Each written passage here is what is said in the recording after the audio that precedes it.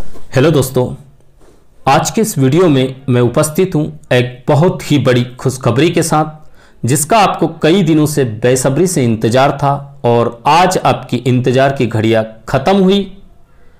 जी हां, माध्यमिक शिक्षा मंडल मध्य प्रदेश भोपाल द्वारा आपकी बोर्ड परीक्षाएं वर्ष 2020-21 के लिए कक्षा 12वीं सभी विषयों का ब्लूप्रिंट आज जारी कर दिया गया है, जिसका पीडीएफ आप सभी ने देख लिया होगा।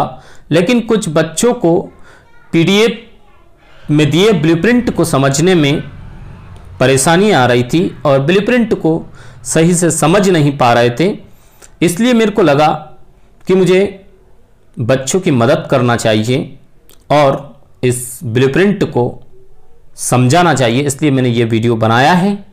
तो आप वीडियो को अंत तक देखते रहिए और अगर आप अभी तक चैनल पर नए हैं तो चैनल को सब्सक्राइब करें और अपने दोस्तों को ज़्यादा से ज़्यादा शेयर करें और ऐसे ही नए वीडियो पाने के लिए बेल आइकन दबाना ना भूलें। तो आइए हम समझते हैं। मैं बात कर रहा हूं कक्षा 12वीं विषय रसायन शास्त्र ब्लूप्रिंट की, जो आप स्क्रीन पर देख पा रहे हैं। कुल 70 नंबर का पूर्णांक रहेगा पेपर का। उसके लिए आपको 3 घंटे दिए जाएंगे। इसी ब्लूप्रिंट को ध्यान में रखते हुए वर्ष 2020-21 रसायन शास्त्र का पेपर बनाया जाएगा, जिसको हम समझते हैं। देखिए, पहले ही केमिस्ट्री में आपकी 2 यूनिट्स को कम कर दिया गया था। एक यूनिट फिजिकल केमिस्ट्री से कम की गई थी और एक यूनिट बहुलक ऑर्गेनिक केमिस्ट्री से कम की गई थी। लेकिन अभी इस नई ब्लूप्रिंट में एक यूनिट को और कम कर दिया गया है, जिसका नाम है दैनिक जीवन में रसायन। खैर, ये थोड़ी सी दुख की बात है, इस यूनिट को नहीं हटाना चाहिए था, क्योंकि ये यूनिट एक आपके मार्क्स स्कोरिंग यूनिट थी और इसमें आप आसानी से नंबर ला सकते थे। खैर, कोई दिक्कत नहीं। तो इस प्रकार से आपके कुल 16 चैप्टर केमिस्ट्री में थे, उसमें से 3 चैप्टर्स हटा दिए गए हैं, यानी कि 3 यूनिट्स हटा दी गई है और कुल 13 यूनिट्स अभी करंट सिलेबस में बची हैं और जिन्हीं को आपको प्रेपर करना है और उसमें से आपकी तैयारी को जारी रखना है। तो मैं बात करता हूं फर्स्ट यूनिट की, जिसका नाम है ठोस प्रावस्था, और ये यूनिट फिजिकल केमिस्ट्री की पहली यूनिट है। फिजिकल केमिस्ट्री में कुल 5 यूनिट अब बची हैं और ये 5 यूनिट की मैं पहले चर्चा कर रहा हूं और इनके ब्लूप्रिंट को अंक वाइज मैं आपको समझाऊंगा। तो ध्यान से वीडियो को देखते रहिए और अपनी कॉपी में नोट भी कर लीजिए। चलिए, पहली यूनिट ठोस प्रावस्था। इस इकाई पर आवंटित कुल 4 अंक हैं, यानी कि इसमें से कुल 4 अंक के प्रश्न पूछे जाएंगे, जिसमें से 2 प्रश्न बहुविकल्प होंगे, यानी कि मल्टीपल चॉइस क्वेश्चन होंगे। क्वेश्चन के 4 विकल्प दिए जाएंगे, उनमें से एक विकल्प सही होगा और आपको 4 विकल्पों में से एक सही विकल्प का चयन करना होगा। 2 नंबर के क्वेश्चन एक वाक्य में पूछे जाएंगे, क्वेश्चन दिए जाएंगे और उसका आपको एक वाक्य में आंसर देना होगा। इस प्रकार से ठोस प्रावस्था पहली यूनिट से कुल 4 अंक के क्वेश्चन पूछे जाएंगे, जो कि आपको तैयार करके रखना है बोर्ड परीक्षाओं के लिए। दूसरी यूनिट की मैं बात करूं तो दूसरी यूनिट का नाम है विलयन और इस यूनिट से कुल 5 अंक के प्रश्न पूछे जाएंगे। 2 प्रश्न 1 अंक के होंगे, 2 अंक का एक प्रश्न होगा और 3 अंक का एक प्रश्न होगा। इस प्रकार 2 प्रश्न पूछे जाएंगे, एक 2 अंक का और एक 3 अंक का। कुल 5 अंक इस यूनिट से आपको कवर करना है, जो कि इजी क्वेश्चन पूछे जाते हैं, कभी कभी न्यूमेरिकल भी पूछा जा सकता है और कई बार अंतर भी पूछे जाते हैं इस यूनिट से। कोई ज़्यादा डिफिकल्ट नहीं है, आप आसानी से ये 5 नंबर ला सकते हैं। चलिए अब बात करते हैं तीसरी यूनिट की, जिसका नाम है विद्युत रसायन इलेक्ट्रोकेमिस्ट्री। इस इकाई से भी 5 अंक के क्वेश्चन पूछे जा रहे हैं, लेकिन यहां पर कोई ऑब्जेक्टिव क्वेश्चन नहीं पूछा जाएगा, केवल एक 5 अंक का क्वेश्चन पूछा जाएगा। तो आपको 5 अंक के हिसाब से ही इस यूनिट को तैयार करना है। और जो इंपॉर्टेंट क्वेश्चन है, 5-6 क्वेश्चन इंपॉर्टेंट है जो 5 नंबर में पिछले वर्षों में पूछे गए हैं और इस वर्ष भी पूछे जाने की संभावना है। तो उन क्वेश्चनों को आप तैयार करके रखिए और आसानी से 5 अंक यहां ला सकते हैं।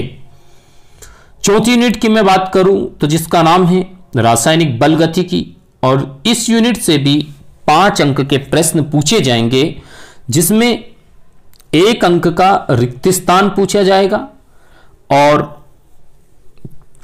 1 अंक का एक वाक्य में उत्तर देने वाला प्रश्न पूछा जाएगा और 3 अंक का एक प्रश्न पूछा जाएगा। इस प्रकार से 5 अंक के में 3 प्रश्न पूछे जाएंगे। एक प्रश्न होगा रिक्त स्थान में, एक प्रश्न होगा एक वाक्य में और एक प्रश्न होगा 3 अंक में। तो ये तीनों प्रश्न आपको तैयार करना है और इस यूनिट को थोड़ा सा आपको डिफिकल्ट में पढ़ना पड़ेगा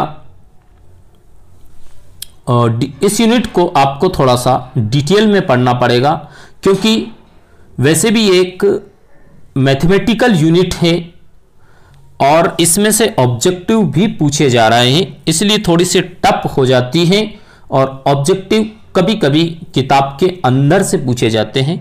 इसलिए आपको इन 2 नंबर को पाने के लिए थोड़ा किताब का अध्ययन करना पड़ेगा और कोई विशेष परेशानी वाली बात नहीं है। अगर आप किताब को थोड़ा सा पढ़ते हैं, उसके अंदर से ही ऑब्जेक्टिव बनाए जाते हैं और आसानी से आप ये अंक भी ले सकते हैं। चलिए अब मैं बात करता हूं 5वीं यूनिट, जो कि फिजिकल केमिस्ट्री की आखिरी यूनिट है और इसका नाम है सतह रसायन। इसको पृष्ठ रसायन भी कहते हैं। इसमें से कुल 4 अंक के प्रश्न पूछे जाएंगे, जिसमें से एक प्रश्न होगा बहुविकल्प, वही मल्टीपल चॉइस क्वेश्चन, और एक प्रश्न होगा रिक्त स्थान में। रिक्त स्थान का एक प्रश्न पूछा जाएगा और एक प्रश्न 2 अंक में पूछा जाएगा। तो ऐसे 3 प्रश्न 4 अंकों में पूछे जाएंगे। कुल 4 अंक इकाई पर आवंटित हैं और 3 प्रश्न पूछे जाएंगे। तो ये है आपकी फिजिकल केमिस्ट्री का ब्लूप्रिंट 5वीं यूनिट का। तो इसी ब्लूप्रिंट को फॉलो करते हुए आपको आपकी तैयारी को जारी रखना है और अपने रिजल्ट को और भी बेहतर बनाने का प्रयास करना है। आपको इस वर्ष पर्याप्त समय भी मिला है और कोर्स भी कुछ कम हुआ है, इसलिए बिल्कुल निश्चिंत होकर, निडर होकर और अच्छे से अपनी तैयारी को बेहतर बनाएं, जिससे कि आपका परिणाम 100% और सकारात्मक आए।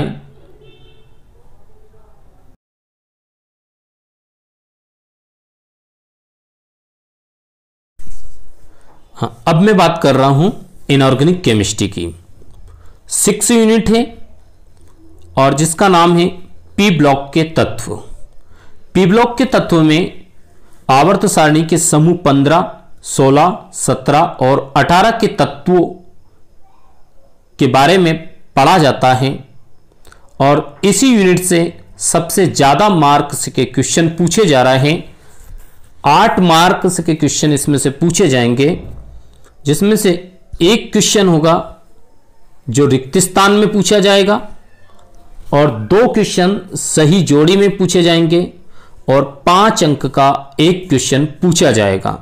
इस प्रकार से 3 टाइप के क्वेश्चन पूछे जाएंगे, एक रिक्त स्थान, 2 सही जोड़ी और एक 5 अंक का क्वेश्चन। और सबसे ज्यादा अंक की यूनिट है पी ब्लॉक के तत्व, यूनिट नंबर 6।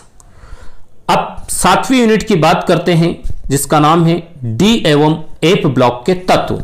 इसमें से 5 अंक के प्रश्न पूछे जा रहे हैं, एक रिक्त स्थान पूछा जाएगा और 1 अंक की सही जोड़ी पूछी जाएगी और 3 अंक का एक प्रश्न पूछा जाएगा। इस प्रकार इसमें भी 3 टाइप के क्वेश्चन पूछे जाएंगे और 5 अंक में क्वेश्चन पूछे जाएंगे। 8वीं यूनिट है उपसंयोजी यौगिकों का रसायन, कोऑर्डिनेशन केमिस्ट्री। इसमें से कुल 6 अंक के प्रश्न पूछे जाने वाले हैं। पहला रिक्त स्थान पूछा जाएगा 1 अंक में और 2 अंक का एक प्रश्न पूछा जाएगा और 2 अंक के 2 प्रश्न पूछे जाएंगे। इस यूनिट से भी 3 टाइप के प्रश्न होंगे, एक रिक्त स्थान होगा, एक वाक्य में उत्तर दो प्रश्न होगा और एक 2 अंक का प्रश्न होगा। तो इस प्रकार कुल 4 अंक के प्रश्न इस यूनिट के द्वारा पूछे जाएंगे। अब चालू होती है 9वीं यूनिट से ऑर्गेनिक केमिस्ट्री।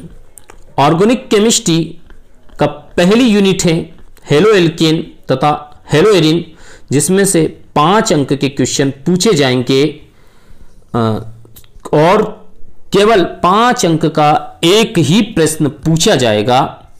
अब वो प्रश्न या तो नेम रिएक्शन पूछी जा सकती है 5, या फिर क्या होता है जब इसके साथ क्रिया की जाती है, या निम्न को किस प्रकार बनाओगे, या फिर प्रयोगशाला में बनाने की विधियां इस यूनिट से पूछी जा सकती है। तो आप इसको अच्छे से पढ़िए और नेम रिएक्शनों को याद करिए। 10वीं यूनिट की बात करता हूं तो इसमें कुल 7 अंक के प्रश्न पूछे जाएंगे। ये ऑर्गेनिक केमिस्ट्री की सबसे बड़ी यूनिट है नंबर के हिसाब से। इसका नाम है एल्कोहल, फिनॉल और ईथर। इसमें से 2 अंक के 2 प्रश्न पूछे जा रहे हैं और 3 अंक का एक प्रश्न पूछा जा रहा है। तो ऐसे 2 टाइप के क्वेश्चन पूछे जाएंगे, 2 अंक के 2 प्रश्न और 3 अंक का एक प्रश्न पूछा जाएगा। 11वीं यूनिट है एल्डिहाइड, कीटोन एवं कार्बोक्सिलिक अम्ल। इसमें से 4 अंक के पूछे जाएंगे और इस यूनिट से 2 अंक के 2 प्रश्न पूछे जाएंगे। तो कुल 4 अंक इस यूनिट की इकाई पर आवंटित किए गए हैं। 12वीं यूनिट है नाइट्रोजन युक्त कार्बनिक यौगिक। ये 6 अंक की यूनिट है और इसमें 1 अंक का बहुविकल्प प्रश्न पूछा जाएगा, 1 अंक का सही जोड़ी बनाइए प्रश्न पूछा जाएगा और 2 अंक के 2 प्रश्न पूछे जाएंगे। यानी कि 2 + 2 + 1 + 1 कुल 3 टाइप के प्रश्न इस यूनिट से पूछे जाएंगे और कुल 6 नंबर के क्वेश्चन पूछे जाएंगे। तो इस यूनिट को भी आप अच्छे से तैयार करिए, ज़्यादा नंबर की यूनिट्स को अच्छे से तैयार करिए, क्योंकि परीक्षा में ये यूनिट आपको ज़्यादा मार्क्स दिलवाने वाली है। ऑर्गेनिक केमिस्ट्री की अंतिम 13वीं यूनिट है बायोमोलिक्यूल्स, जैव अणु। इसमें से 6 अंक के क्वेश्चन पूछे जाएंगे, जिसमें से 1 अंक का बहुविकल्पी प्रश्न होगा और 1 अंक का एक वाक्य में उत्तर देने वाला प्रश्न होगा और 1 अंक का सही जोड़ी बनाने वाला प्रश्न होगा और एक प्रश्न 3 अंकों में पूछा जाएगा। तो इस प्रकार से 1 + 1 + 1 + 3 कुल 4 टाइप के प्रश्न इस यूनिट से पूछे जाएंगे। और नीचे आप देख पा रहे हो ये इकाई पर आवंटित प्रश्न दिए हुए हैं, जो कि आपका पूर्णांक 70 नंबर का होगा और कुल 20 नंबर के ऑब्जेक्टिव क्वेश्चन पूछे जाएंगे और 20 नंबर के 2 अंक के क्वेश्चन पूछे जाएंगे और 15 नंबर के 3 अंक के क्वेश्चन पूछे जाएंगे और 15 ही अंक के 5 नंबर वाले क्वेश्चन पूछे जाएंगे।